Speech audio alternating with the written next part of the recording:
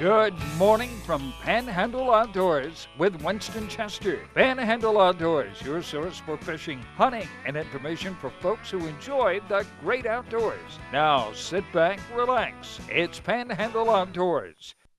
Good morning, folks. Welcome to Panhandle Outdoors. I'm Winston Chester. Glad you're here this morning. Got a great show lined up, special guest here in the studio. But first, our weather brought to us by Haney Technical Center on the corner of Baldwin Road and Highway 77.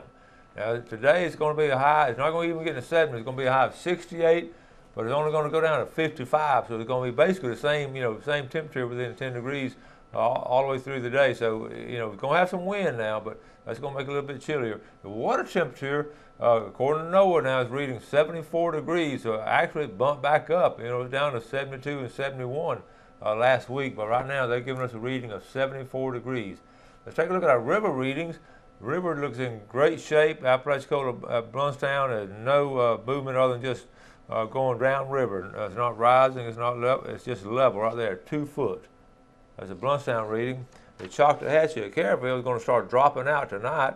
It's going to be a pretty steady, pretty good drop. It's reading this morning at 4.1, and by Thursday it's going to be getting on out of here, getting on down about 3 foot, looks like for the weekend. So a little bit of falling water on the Choctawhatchee River. Now, take a look at our tide chart brought to us by Kent Forest Lawn Funeral Home and Cemetery. Their motto is when carrying counts. Today is Wednesday, November the 20th. Folks, we are about a week away from Thanksgiving. Tides this week are great. Really moving tides.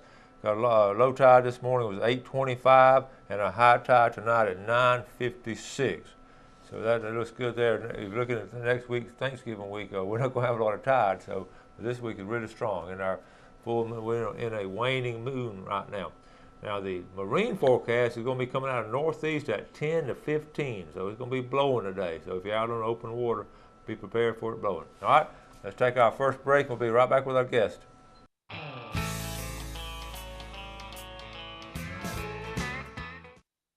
All right, welcome back, and welcome Bob Stapleton. Glad to be here. Always glad to have Bob coming in from Divers Den, and boy, he's always coming in with all kinds of stories and videos and everything. But I stay busy. You have been busy. Last month you didn't make it. Where were you last month? I think I was in Mexico. Mexico. Yeah, some of us from the Tyndall Dive Club went down and had a little vacation down there for about 10 days. It was great. It was fun diving. It was beautiful down there. So nice coral reefs, a lot of pretty fish. But if I had it to do all the time, to make a choice, I'd dive here. I mean, we have the big fish, more things to see. That's a good point. We were talking about that before we started the show. The bigger fish are up in this area. I like it better here, totally. Yeah. I mean, it's beautiful. I love going there, but day in, day out, I'd rather dive here. That's interesting. Well, what's going on at Divers Den? We're getting close to Christmas now. It's getting time to start doing a little Christmas shopping. The Divers Den had a booth out at the Holly Fair, and one of the things they realized, we need to get the word out. People would come up to the booth and look around and say, I thought you just sold dive equipment. They got a lot more than just dive equipment in the shop. They got all kinds of life-proof cases for iPhones, iPads, that type of thing, T-shirts. I was thinking my dive flashlights sure are good for hunting flashlights. I mean, take a look at that. Those are heavy-duty, bright lights that you're not going to, I think you can drop it out of the tree stand, it ain't going to hurt anything. I mean, they're made tough, and if it gets wet, it doesn't matter. I hope if you get it so wet it's hurting it, you're drowned anyway. Well, there's a good chance both of those will happen, especially with me. It can't fall out of a tree stand, and it can't get wet. That's right. So, that's right. Dive flashlight makes a lot of sense. Yeah, and like I said, T-shirts, sunglasses. Lots of different items that could be useful for gifts for Christmas. Well, good. For the sportsman. Okay, to tell folks how to get a Divers Den one more time. Well, out on Thomas Drive, it's on just before you get to Captain Anderson's on the right. Can't miss it. Big sign out there. Yeah. And on the way to Tyndall, down Tyndall Parkway, just before you cross the DuPont Bridge on the right, there's the both sides of town. Both sides of town. So run by and see them. We'll get some of that for Christmas. Yeah. All right, now you always bring some really good video. I've got video. This was so surprising. Something I wanted to point out. So many times, sometimes when I got a load of divers on the boat, we got to get them in the water, And if there's a fisherman on the dive site, I know you don't want us to come there, but I'm sorry, we got to put them in the water. And they're just a few sites that we use. And I'll give you another number. I got lots of numbers where they're probably better fishing. But I want you to look at this and see how bad the divers disturb the fishing, which is not at all. I mean, they say, well, what if I hook one of your divers? I tell them they're legal size, you know, and they're in season now. So if you can pull one up, you can have him. Okay. But yeah, anyway, that's just the point I wanted to make. I know it's still frustrating to people, but yeah, fishermen get real upset when a diver come in there. But you'll see from this, we aren't really disturbing too much. Let's roll this one. You want the Highway Bridge span? Yeah, this was just one of the bridge spans we dive very frequently, and it was pretty impressive on this day. If my video will run here, that would be right here at the right there's a big giant southern stingray. I had noticed on this span there was a lot of fish activity at this one corner here, so I kind of hung out there and watched a little bit. The one thing is you can't tell much about the relative size. Those are hardtails going by, hardhead catfish. The snapper that are coming in there, they're all legal size. Some of them up to, I don't know, 12, 14 pound snapper. Those little imprints you see in the sand, that's flounders there. You'll see as this video goes along, the reason all these fish are hanging out there is a massive bait ball there. I was going to say, why are they in this one corner? Those are, they're moving so fast it's hard to tell what they are, but they're small cigar minnows. I see the flounder now. Yeah, that one you can see. I believe I'd nailed him. Yeah, I've had some people watch this video and say, "Why didn't you stick him?" Well, see him cover up. Yes, I thought that was pretty interesting. Oh, that is great right there. See how they kick a little sand over. That's their self-defense right there. Yeah, exactly. And their ambush tactic, they can hide right there. And now these fish are excited. Why are they so excited? Well, because of that bait. You don't see them eating so much, but they're there for the bait. They're getting. I'm laying there. At some point in this video, I don't know whether we'll get to it or not. I'm laying there just holding still, holding my video camera, and I heard something sound like a bass drum thump. And to me, I knew. I mean, being aware of your environment is pretty important. There's a Goliath grouper somewhere close, and I had a couple of flounder on my stringer. I thought this is going to be ugly if he starts shaking me around. There's some Almaco jacks. I mean, it was just phenomenal, the fish that were here. Let's. Wow. They really are. I mean, that looks like something you see down in the Keys or something. Yeah. That's right off here off the bridge. Man. Yeah. Let me go down here to about a little further along. All right. Now what is it? Anyway, I couldn't stand it. There was a nice big flounder moved in, so I eased down there, and it won't take. You can't hardly get a shot for the fish. I know, but you can see how hard they are to get. It's like picking up paper off the street with a poker. He's not spooked, is he? Boom. Good So, shot, right in the head. Yeah. Oh yeah. If you don't get them in the head, I mean, why would you stick it through the meat when they're just laying there? Well, that was a nice one, so I put him on the stringer. I left a bunch of them. So. Oh yeah, you just call them. You just get one or two at a time. Well, I got a freezer full of fish. I don't need to kill everyone I see. So. I understand that. Well. Anyway. It goes on. We got a second? I can go on to. Okay, I'll tell you what, I want to go ahead and take a break now, then we'll set up the next segment. Let's go ahead and take a break for this segment. We'll come back with some more of this video with Bob.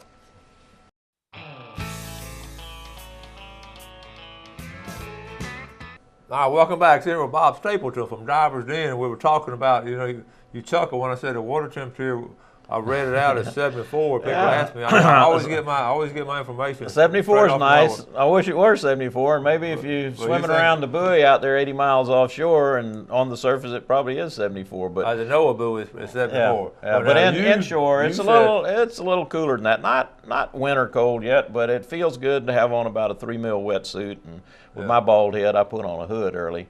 But it's not t-shirt diving anymore. It's about the same temperature as the springs around here, 68, 70 degrees. If you've been in Morrison Vortex Springs, it's about the same temperature as that. Right. So not bad diving. It's comfortable. It's like you go sitting on a tree stand. You don't sit out there in shorts and a t-shirt in the middle of the winter. You put on clothes. That's right. Same with diving. You got to dress for it. Now you were saying this past Sunday afternoon, y'all were going out. Y'all Y'all went Sunday. I had very competent divers on my boat and was listening to the radio heading out, and some of the dive boats headed out and said, "No, we're not going to do this." It was like 6-foot seas. They turned around, turned around, and came back. I stuck my nose out there and I said, "Well, it's 6-foot seas, but they're spread out at 6 or 8 seconds." And we went ahead and went and picked a direction so we didn't have to run straight into it, and it was just fine. We had a great day. It was beautiful out there. Yeah. So no problem. How deep were y'all diving? Oh, same normal, 80 feet, 70 feet. Yeah, that's normally where we dive. And I've tried getting offshore, out to the offshore bridge span, stage 1. Looked out there a couple of times, and there's no fish out there. It's beautiful, it's pretty, but the bait's all inshore. All the fish are inshore. If you're running out 12, 14 miles offshore, you're missing the fish. That's interesting. Yeah. So we need, as fishermen, we need to keep checking with you about where the bait is.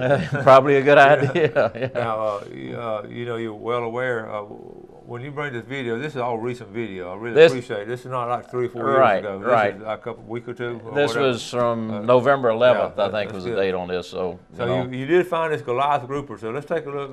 Let's roll this video a little bit more. And this is good. Yeah, this grouper gave a thump. I knew I had some fish on my stringer. I was afraid he might come up and try to get them. Yeah. As we get into this video, if he goes out, watch how the bait follow him. They couldn't then. He took off. I yelled at him. You can't hear it in the video, but he was intentionally. He was sniffing my fish. If they grab a hold of your fish stringer strapped to you and they shake you around like a rag doll. How big was he? Oh, it wasn't a huge one. He was 150 pounds. I don't know how to judge a fish that size. They're so big. I never catch a fish that big. I'd guess 150 pounds. There were 2 of them there. I think I got a little bit of the other one too. Let's see what else I got here for you. We're at 6 minutes. Let's go down. I got something at 8. Let's see what we got at 8 minutes. We'll just move this right on. Move it right on. Technology is amazing, folks. And that's not your TV screen. That's us. All right, here we go. Oh, this must be another flounder. Another flounder. There he is. Yeah. Wait, let me shoot him. I think that one didn't suit me. He just spooked you. I just dusted him on off. It's amazing. Now, I'm going to move on down here a little further. One of my dive buddy, Kelly, she was coming along there. And she was about to stick one. I said, no, because I'd been there watching them. And she was about to stick one, and I pushed her away. Said, no, don't stick that one. Wait a minute. And I showed her. I said, there's a big one over here. So. Oh, good. Now, are there more flounder out there the last couple of weeks? Well, it's hit and miss now. It's about the time when they ought to be stacked up. But when I dove Sunday, we didn't find any flounder. Really? It was, a couple of small ones. I just left them. The guys here in the bay and Paso, they're headed out now. So well, where are they going? Maybe sometimes there are people that have a license to take all they want. And if they go across a wreck diving, they can get them all. I mean, you can see how easy it is to get them. You just they can wipe them out. There's no limit on them? There's no limit. There's well, I guess it's a I don't know all the rules. It's a restricted species, but if they have a license to harvest them, they can get all they want. So anyway, I guess they can't hit all the dive sites out there. Yeah. I don't even know that that's what happened. Maybe there wasn't bait where we were and they weren't there. It's sort of mysterious sometimes how they move. They go where the bait is, pretty much. If you see small minnows, you can start looking for flounder. There's one. Let me see here. 1240. I've got a big stingray. I was gonna point them out. Okay. Yeah. Let's look here. All right, here we go. Here's a big stingray. It's not good view. You can see him cruising out there, the shadow underneath. I look at those real close because sometimes there'll be a big old ling hanging up underneath them when they're just off the bottom like that. And I was thinking, I've seen everything on this dive. There ought to be a shark swimming along here pretty soon. And eventually we got around to the shark. So this stingray, he just hanging in? He was just cruising around there. You can see where they feed on the bottom. I think they can get clams and things out of the sand. Are you seeing them in an amberjack? Not any keepers. Yeah, I'm hearing. I think they might find them there. Now look at this, how the bait. They just got him surrounded. And I'm thinking, I just make this stuff up, but maybe it's safe for the bait because what kind of fish is going to go trying to grab one of those little baits, they'll bump their nose on a big old Goliath grouper. What are they doing? They'll follow them. It's just a cloud of bait following them around. Fish will do that with sharks. I mean, amberjack will pack up around a shark sometimes. If you're old Peanuts fan watching an old cartoon, that's like Linus in his little dust bowl. Yeah, some people like can Pigpen. Yeah, going along. Yeah. Now Kelly she's right there. She has some flounder on her stringer. She's easing along. She saw me and turned around and left me alone. But let me see. Y'all pretty well communicating. You'd be surprised how much. See, she's got a nice stringer of flounder there. Yeah. How much information we can communicate to each other under there with experience. You know what the other person's thinking pretty much. Now this is a bridge span. Yep, that's one of the common bridge spans. Well, what a good use to put those to. Here's this other Goliath coming up here. It'll be hanging up in midwater. That's not the same one. That's a different one. That's a different one there? Yeah, that's a different one. It was a little bigger than the first one. He's a little bit higher in the water, like you say. Mm-hmm. Now, the excitement started here in just a few minutes later. I was talking about wishing I could where's the shark? Because I know he's got to be around there somewhere. Tell you what, let's go and take our final break. And we'll come back and find that shark. Okay, All right, we'll take our final break and come back and see if we can see that shark. All right.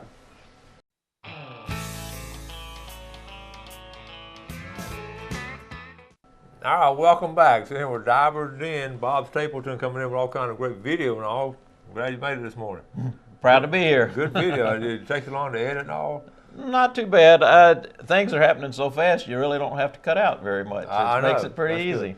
Let's take a look at our fish and game forecast. I'm just going to hold up right here. Brought to us by Mark Coward of Edgewater Beach Realty. Mark's number right there, 832-6000. You see our time now, 1:37 this morning to 3:37, and after lunch from 2:01 to 4:01, right there. All right, thank you, Mark Coward. I imagine Mark will be fishing this weekend. All right. Now let's get back. We're looking. First of all, the term dive master. Explain the term. You mentioned that earlier in the show. That's the first stage when you get into what they call professional diving. When you start training. Okay. There's some training that dive masters can do. They can train, or they can introduce people to scuba diving with the Discover Scuba program. Mm-hmm. It's a step short of being an instructor, but an instructor usually, when he has a class, especially a big class, will have a dive master assist with the class. Okay. So it's a level of training. There's a lot of coursework with it. You have to have oxygen provider training, first aid, first responder. I mean, there's a lot involved with it, as well as the dive training. Wow. Yeah. Okay.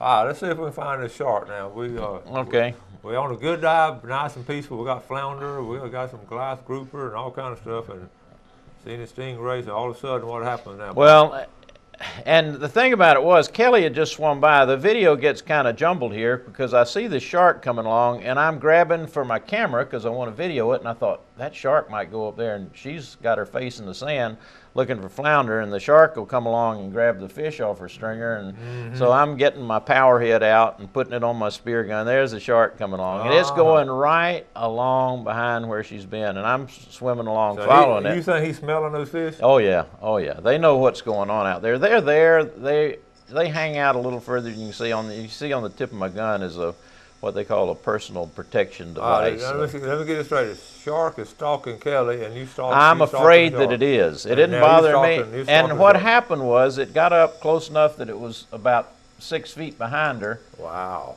And then it just turned away. And did she ever see it? No, she never knew it was there. Are you serious? No, she never knew it was there. Oh my I mean, most divers don't see them.